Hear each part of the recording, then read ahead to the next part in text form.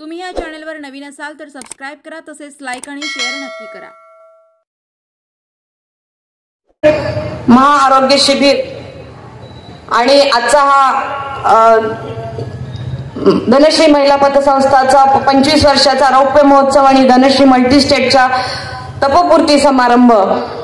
तसंच मला सांगायला आनंद वाटेल की आई दादांच्या लग्नाला सुद्धा 50 वर्ष पूर्ण झालेली आहेत आणि ती सुद्धा एक गोल्डन ज्युबिलीचा हा एक इथे अतिशय चांगला योग आलेला आहे। आणि या सर्वांच्या निमित्तानं ज्या वेळेला एक कार्यक्रमाचं आयोजन करायचं ठरलं त्यावेळेला ही गौरव समिती गठीत झाली। गौरव समितीतल्या सर्वांनी हा कार्यक्रम घ्यायचं ठरवलं। त्यावेळेला असं सांगावंसं वाटतं की एक सुंदर पहाट असते, एक रम्य पहाट चालू असताना एका दिवसाचा जन्म होतो। कोळी उन्ह या धरतीशी खेळू लागतात तसं बालपण खेळायला सुरुवात होते।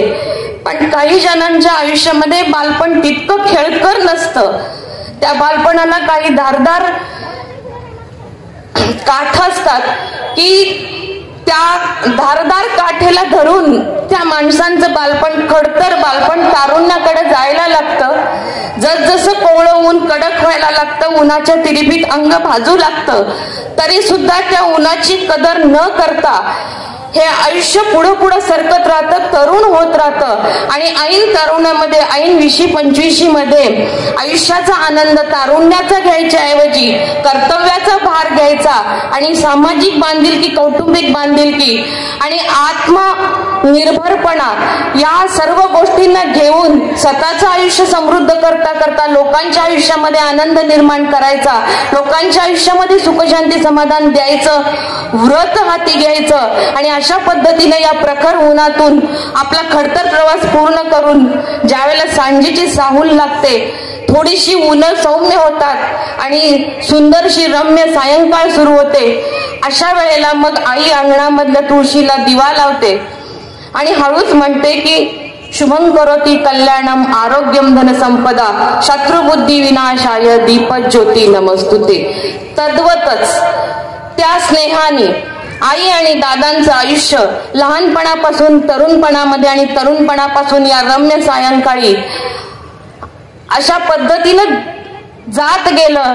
त्यांनी त्यांच्या आयुष्यामध्ये ही व्रत हे त्यांचे विचार सांभाळत गेले आणि आयुष्याच्या संध्याकाळी आरोग्याची शुभं करोति म्हणत असताना आपलं आरोग्य चांगलं ठेवून सर्वांच्या आरोग्याची काळजी घेण्यासाठी या महाआरोग्य शिबिराचं आयोजन करत असताना आई दादांना कदाचित मला असं म्हणावंसं वाटतं की आई म्हणजे शोभा आणि दादा म्हणजे शिवाजीराव।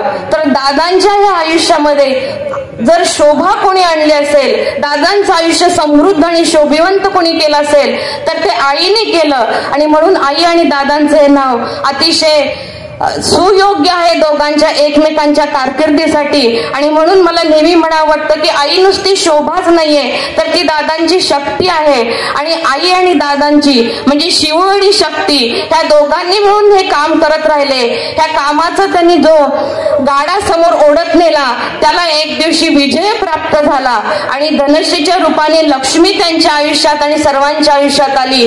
आणि जसं मी मगाशी म्हणलं की संध्याकाळी तुळशीच्या समोर दिवा लावताना आई शुभं करोति म्हणते, त्याचप्रमाणे आयुष्याचा विजयाचा रथ मिळवताना धनलक्ष्मी जेव्हा ती धनश्रीच्या रूपाने तिच्या आयुष्यामध्ये येते त्याच वेळेला स्नेहदीप म्हणजे जिव्हाळा, जिव्हाळ्याची ज्योत तिने सर्वांच्या मनामध्ये लावली आणि इतकी माणसं जोडली व भरपूर माणसं अजून येणार आहेत, या आरोग्य शिबिराचा फायदा घेणार आहेत, पुढच्या सर्व कार्यक्रमाचा फायदा घेणार आहेत। पण हे होत असताना तिने जी जिव्हाळ्याची ज्योत म्हणजे स्नेहदीप ह्या आई लोकांच्या आयुष्यामध्ये जोडला आणि एक सुंदर योग सुयोग त्यांच्या आयुष्यामध्ये आला की अर्जुनासारखी एकाग्रता तिने ह्या धनश्री परिवाराच्या कामामध्ये ठेवली आणि आजचं यशाचं शिखर तिने गाठलंय।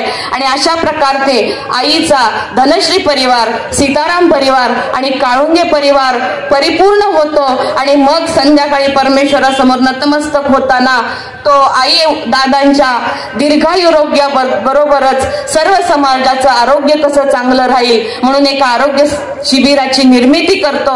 आणि हे करत असताना आमच्या जन्माच्या आधी सुद्धा दादांच्या आयुष्यामध्ये जे आदरणीय सावंत कुटुंबीय आलं, ज्या सावंत कुटुंबियामधले मोठे आबा म्हणतो आम्ही त्यांना, त्या आबांच्या बरोबरीनेच माननीय प्राध्यापक शिवाजीराव सावंत साहेब आणि आज या राज्याचे जे आरोग्य मंत्री आहेत आदरणीय प्राध्यापक तानाजीराव सावंत साहेब, हे सर्वजण म्हणजे दादांच्या जीवातले जीव आहेत।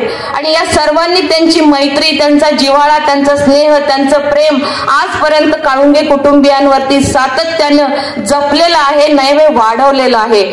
ह्या शिबिराचं आयोजन करायचं दादांच्या डोक्यात आल्यावर खरं तर मी डॉक्टर असून मी म्हणलेलं दादा खूप अवघड काम आहे, कसं करायचं, परंतु प्राध्यापक शिवाजीराव सावंत साहेब ज्यांना आम्ही दाजी म्हणतो त्यांनी दादांना सांगितलं की काळजी तुम्ही करू नका, सगळं नियोजन आयोजन मी करतो। आणि अक्षरशः शब्दशः त्यांनी पहिल्या दिवसापासून नियोजनाच्या आधीपासून आणि प्रत्यक्ष काम सुरू होईपर्यंत आणि आता उद्घाटन करेपर्यंत मोठ्या भावासारखं आम्हाला मार्गदर्शन केलं, स्वतः त्याच्यामध्ये ऍक्टिव्हली सहभाग घेतला आणि केवळ त्यांच्या मार्गदर्शनामुळे आजचं हे शिबिर आम्ही आज इथे घेऊ शकतो आहोत। याचा लाभ निश्चितपणे भरपूर लोक घेणार आहेत। आज सावंत कुटुंबीय म्हणजे महाराष्ट्रामधले एक अतिशय मोठं कुटुंब आहे आणि त्यांच्या मार्गदर्शनाखाली काळुंगे परिवार सुद्धा त्यांच्या सहकार्याने आपली प्रगती करण्याचा प्रयत्न करते आहे।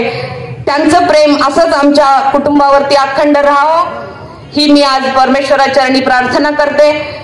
खरं तर पंढरीची वारी ही आपल्या महाराष्ट्राचं वैभव, पण या पंढरीच्या वारीला आरोग्याची वारी करणं आणि उभ्या महाराष्ट्रामध्ये तिची एक वेगळी ओळख निर्माण करण्याचं अतिशय मोठं महान सत्कर्म प्राध्यापक शिवाजीराव सावंत साहेब आणि प्राध्यापक मंत्री महोदय प्राध्यापक तानाजीराव सावंत साहेब या आणि त्यांच्या अखंड कुटुंबियांनी अनिलजी दादा सावंत साहेब या सर्वांनी मिळून या पंढरपुराची एक आणखीन एक नवीन ओळख करून देण्याचं काम केलेलं आहे। त्याचा आम्हा सर्वांना सार्थ अभिमान वाटतो।